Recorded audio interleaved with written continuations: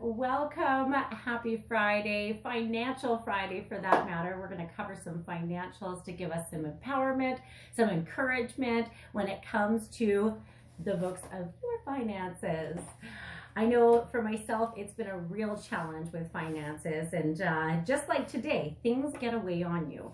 My day was so scrambled, one thing after the next, and believe me, I was thinking, I gotta get this video out, I gotta get this video out. And at the end of it all, I really was able to relate my day to the way that I used to handle my finances. If you don't allocate where your finances are going, your finances will find their own place to go. Sit with that for a moment.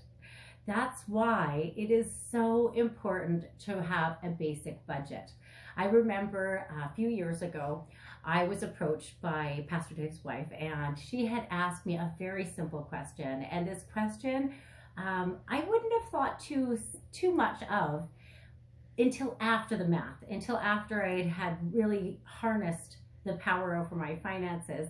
And she asked me, do you want to look at your finances? That was her first question.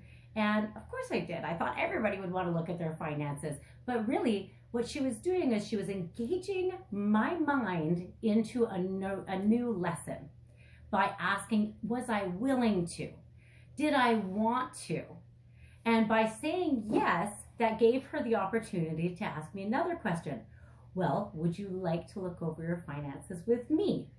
So she was basically asking for permission to be a part of looking at my finances with me. Again, my answer to her was like, yeah, obviously. I can't seem to hold on to them. They seem to keep going through my fingers. I was losing it, and nothing seemed to be enough. I wasn't paycheck to paycheck and, paycheck to debt, to be honest. And it was very difficult for me. I was making a loose budget. Okay, but loose is not where finances are. Math is very accurate. If you look all across times, math, 1 + 1 is 2.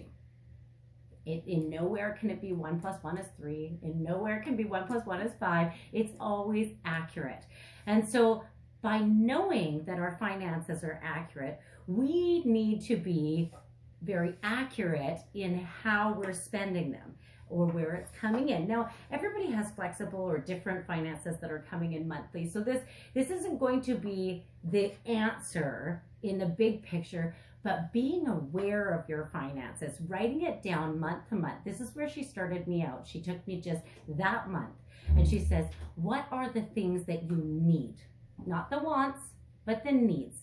What would be your smallest area of living capacity? And what would it fall under? And that was my, food, clothing, and shelter.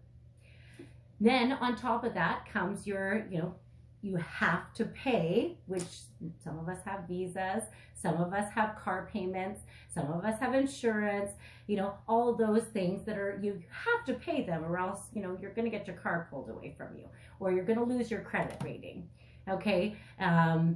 Or you're going to cut up your visa. And let's be honest, no, that doesn't feel very good if that ever happens. So what you're looking at there is the raw honesty of what goes where in your financial statement. Now, when you're looking at what comes in, it can be flexible. There are some people that work on commission based, and there's some people that get it more on a strict budget. But whatever that is, write that down below it. And then you have at least a template. Now, these numbers might not add up for the first few months, and you might be having to make up for a loss of empowerment or power or control over your finances from before. So don't judge yourself right out of the gates, and don't get discouraged. Continue to look at your account.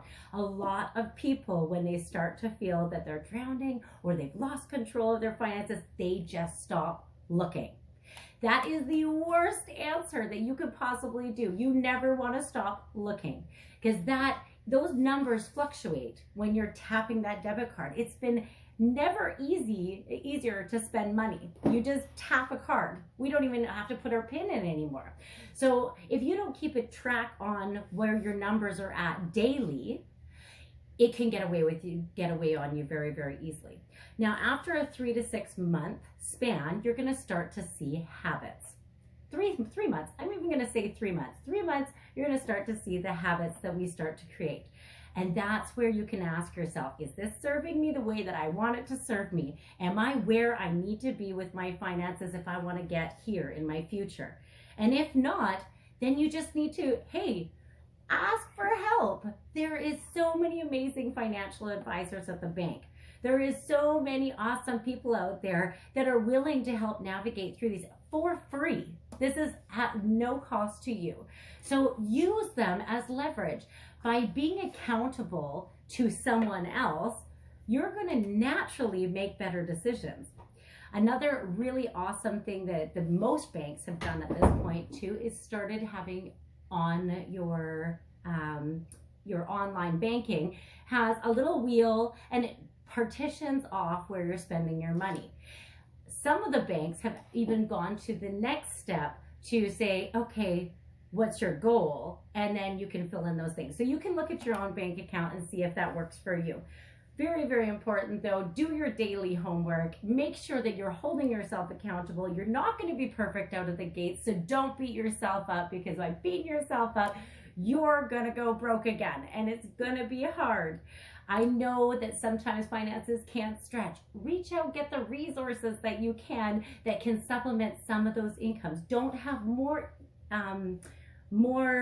that you're spending outwards than you have coming inwards.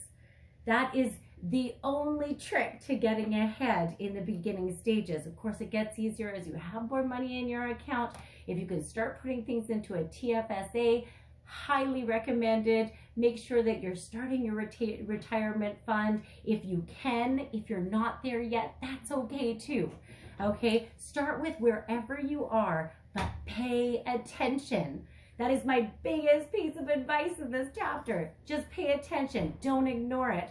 It's not going away, and the only way to get out of it, to have the goals and dreams that you want, is to pay attention to what's happening now and see what habits and cycles are not serving you to get to that next chapter.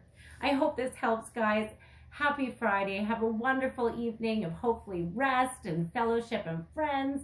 And we will see you tomorrow for a little bit of spiritual talk here, a little bit of getting it right with God. I hope to see you then, and lots of love. Talk to you soon.